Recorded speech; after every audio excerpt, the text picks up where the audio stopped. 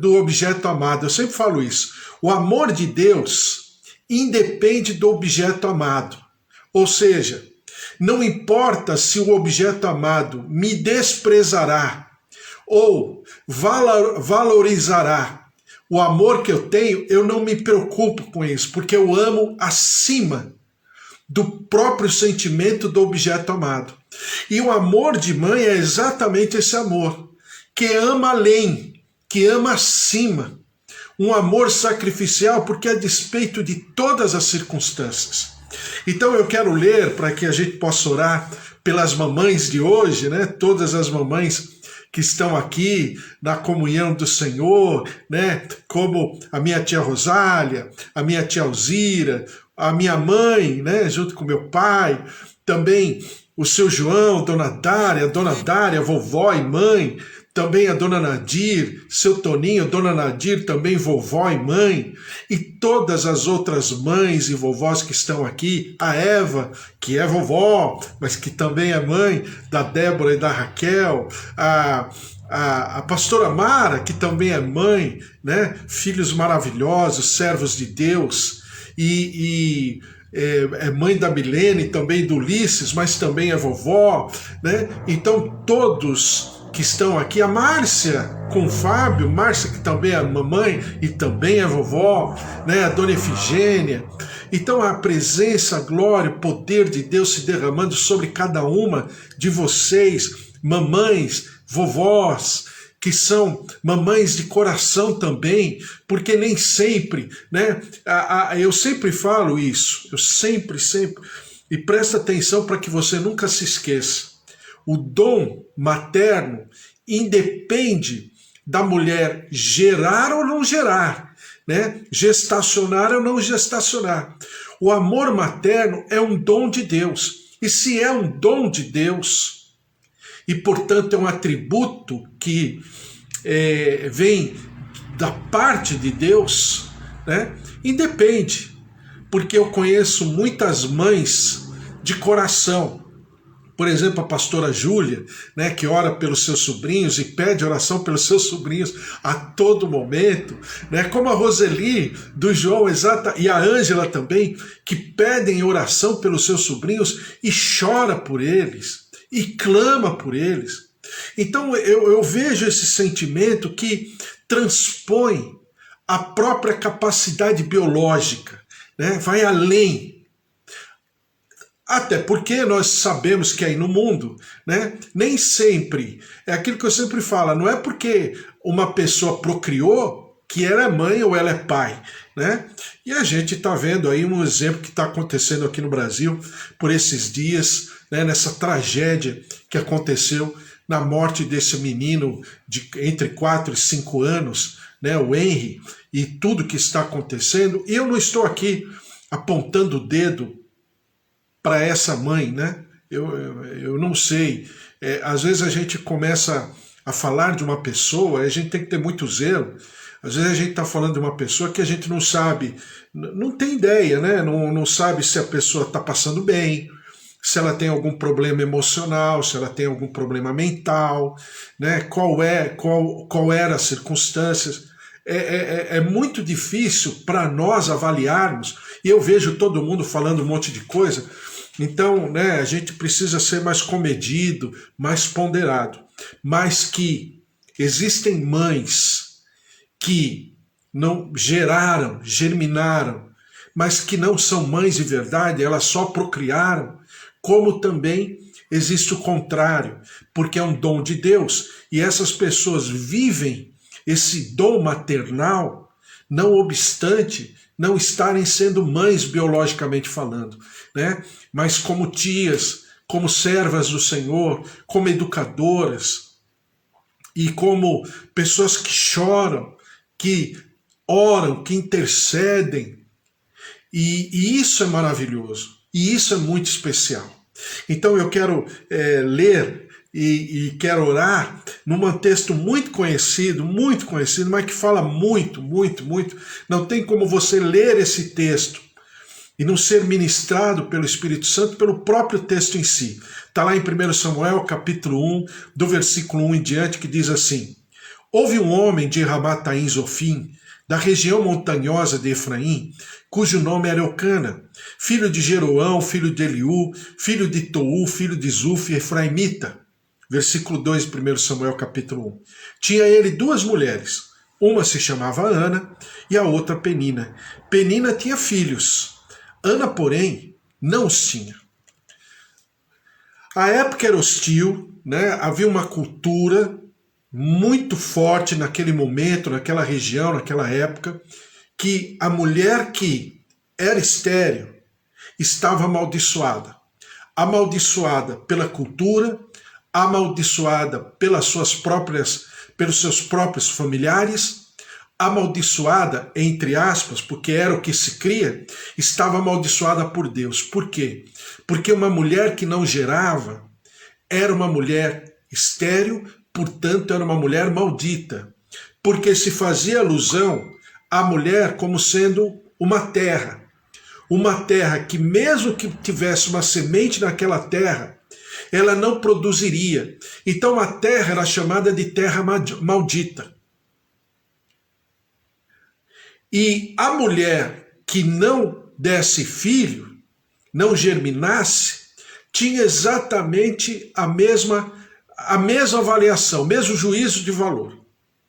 E Ana era uma mulher estéril. Agora presta atenção no que está falando a palavra do Senhor no versículo 3. Este homem subia da sua cidade de ano em ano a adorar e sacrificar ao Senhor dos Exércitos em Siló. Estavam ali os dois filhos de Eli, Ofni e Finéias, como sacerdotes do Senhor. No dia em que Eucana oferecia o seu sacrifício, dava a ele porções deste a Penina, sua mulher, e a todos os seus filhos e filhas. Veja o versículo 5 que diz: a Ana, porém, dava porção dupla, porque ele amava, ainda mesmo que o Senhor a houvesse deixado estéril. Então veja como um milagre começa, né? Por mais limitadores que somos, mas existem conceitos que, quando observados, quando apreendidos no seu coração, no meu coração, quando estabelecidos na nossa maneira de ser, de maneira natural, de maneira desprendida, então veja que começa a partir de um posicionamento de Eucana. Qual era? Ainda que essa mulher esteja estéril e por causa disso, na minha cultura, eu possa ter outra mulher, essa mulher é a mulher do meu coração. Ou seja, Eucana estava deixando isso muito bem claro para Deus, dentro dos seus limites, dentro daquilo que ele podia, aos seus olhos, fazer naquele momento. Existia, e a gente falou esses dias sobre a aliança, né?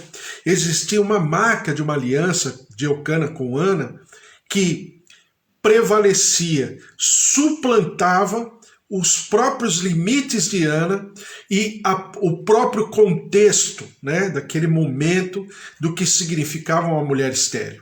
E diz a palavra: a Ana, porém, dava porção dupla porque ele a amava. Então ele dava a porção, significava, dar porção era o culto. Qual era o culto do momento? O culto do momento não tinha uma liturgia. O culto era a pessoa reconhecer que tudo que ela estava vivendo vinha da parte de Deus. Então ela dava a sua oferta, o seu dízimo, e isso era o culto, né? Por incrível que pareça, ao contrário do que muitos falam nos dias de hoje, a oferta e o dízimo eram tão, né, observados e tão estabelecidos pelo Senhor, de tal maneira, e por isso que é sempre bom, eu sempre falo para você ir à origem, né? Então isso era muito sério. E Eucana dava oferta dobrada por sua esposa, ainda que estéril, ou seja, ainda que maldita, ainda que não representasse nada, ainda que aos olhos da sociedade fosse um estorvo, porque uma mulher que não concebia era um estorvo, era jogar comida fora, aos olhos daquele contexto, daquela época, daquela cultura. Então, a esterilidade de Ana não era para Eucana vamos chamar assim, um empecilho. Mas era, na verdade, algo que ele estava dentro de todos os seus limites. Eucana mostra aqui que era um homem limitado, mas ele procedia o seu melhor. Diz aqui, versículo 6, a sua rival a provocava excessivamente para irritar, porquanto o Senhor lhe havia cerrado a madre. E por incrível que pareça, quem havia cerrado a madre, ou seja, quem havia causado a esterilidade, era o Senhor, não era o físico organismo de Ana, mas o próprio Senhor que havia cerrado a madre. Veja como quando nós estamos nas mãos do Senhor, o que significam aos nossos olhos, vamos chamar assim, a nossa falta. Aquilo que ainda nós não vivemos. E olhe que os olhos de Ana e de Eucana estavam voltados para o Senhor acima das circunstâncias. É por isso que eu sempre falo para você que a nossa oração no Senhor, ela nunca será vã. Não importa o resultado. Não importa o que tenha provocado aquela situação. Não importa os limitadores, né? Os limitadores circunstanciais. E diz assim, versículo 7, assim o fazia ele de ano em ano, e todas as vezes que Ana subia à casa do Senhor, a outra irritava pelo que chorava e não comia. Então Eucana, seu marido, lhe disse, Ana, por que choras? E por que não comes? E por que estás de coração triste? Não te sou eu melhor do que 10 filhos? Bom, aqui está o limite de Eucana, né? Eucana, não obstante fazer o seu melhor, ele não estava conseguindo entender o sentimento de Ana. Ele não estava corroborado, conectado, em comunhão plena com Ana a respeito dos seus sentimentos e da sua aflição. Então Eucana, o homem, por isso que eu sempre falo para você que a relação do homem com uma mulher é completamente divino, né? Por quê? Porque são dois seres completamente diferentes, que enxergam diferente, de cosmovisão diferente. E isso fica bem claro aqui. Eucana fala, não te sou melhor do que 10 filhos? Ô Eucana, uma coisa é uma coisa, outra coisa é outra coisa. É como se Ana pudesse falar, não, que Ana tenha falado, Ana não falou nada, eu que estou falando, né? Veja só o limitador de Eucana. E ao mesmo tempo, veja o que estava acontecendo com ela, porque ela era zombada pela sua rival, como diz a própria palavra, que a importunava dia e noite. Você imagina ficar com alguém em casa que importuna você dia e noite, conviver no mesmo teto. E veja o quanto Ana era, como serva de Deus, alguém fiel ao Senhor, a despeito das circunstâncias. Não importava se o Senhor havia dado ou não havia dado. Ela estava acima como mãe, uma mãe que ainda não era mãe, mas que na sua fé, ela desejava ser mãe a despeito de tudo. E diz aqui, os sentimentos de Ana eram desprezados por Eucana, claro, e também por Penina, e eram desprezados de tal maneira que Ana não encontrava um ambiente. E eu sempre falo, às vezes que eu estou conversando com as pessoas, eu sempre falo, não é porque você não encontra ambiente na tua família, né? Porque sempre, de vez em quando a gente ouve alguém falar, mas só eu sou do Senhor na minha casa. Mas e daí? Veja o que está acontecendo com Ana. Quando eu falo só eu estou em casa, eu estou dizendo o seguinte, eu estou mais fraco do que todos. Se eu estou mais fraco do que todos, possivelmente o Deus a quem eu sirvo é fraco também. Não, é o contrário. E Ana expressa como mãe isso muito bem claro. Diz aqui, né? Versículo 9. Após terem comido e bebido em Siló, estando Eli, sacerdote, assentado numa cadeira junto a um pilar do templo do Senhor, levantou-se Ana e com amargura de alma orou ao Senhor e chorou abundantemente. e fez um voto dizendo: Senhor dos exércitos, se benignamente atentares para a aflição da tua serva, e de mim te lembrares, e da tua serva te não esqueceres, e lhe deres um filho varão, ao Senhor o darei por todos os dias da sua vida, e sobre a sua cabeça não passará navalha. A Bíblia fala aqui exatamente o que você como mamãe, você como vovó, você como serva de Deus, com certeza faz. Em amargura de alma. Mas você sabe qual o endereço da tua amargura de alma. O endereço da tua amargura de alma se chama trono do Deus Altíssimo, altar do Deus vivo, santuário do Deus vivo. E Ana fez exatamente o que nós e você, mamãe, faz e deve fazer sempre. Colocar a tua amargura de alma diante do altar do Senhor. Em nenhum momento aqui Deus está penteando a alma de Ana ou está, omitindo alguma informação. Não. Ele está expondo. Ana estava amargurada. Ana estava entristecida. E ela foi aonde? Ela foi em Siló. Siló, só para a gente lembrar, era o lugar da adoração da época, onde Josué havia edificado um lugar, uma cidade, para que aquele lugar fosse o lugar de adoração. Então Ana estava em Siló, porque representava a presença de Deus, a manifestação do Senhor. E por mais que as circunstâncias estivessem todas contrárias, na sua casa, seus sentimentos, na sua cultura, na sua geração, ela estava no melhor lugar que poderia estar, na presença do Senhor, levando a sua tristeza, a sua amargura, as suas dúvidas, seus questionamentos diante do altar do Senhor. E diz a palavra do Senhor no versículo 12: demorando-se ela no orar perante o Senhor, passou Eli a observar-lhe os movimentos dos lábios. Porquanto Ana só no coração falava, e seus lábios se moviam, porém não se lhe ouvia voz nenhuma. Por isso Eli a teve por embriagada. E lhe disse: até quando estarás tu embriagada? Aparta de ti esse vinho. Primeiro, Ana fez um voto ao Senhor antes de ser curada. E é exatamente isso, mamãe, vovó, serva do Senhor, que você carrega no teu coração. Existe um milagre. Talvez você não consiga, enxergar plenamente o que o Senhor fará, mas você sabe que o nosso Deus é um Deus de milagres.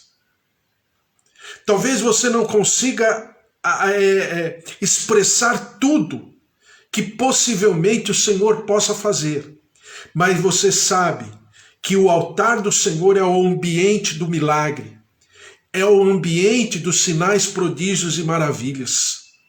E você tem se colocado dessa maneira como mamãe. E isso é maravilhoso.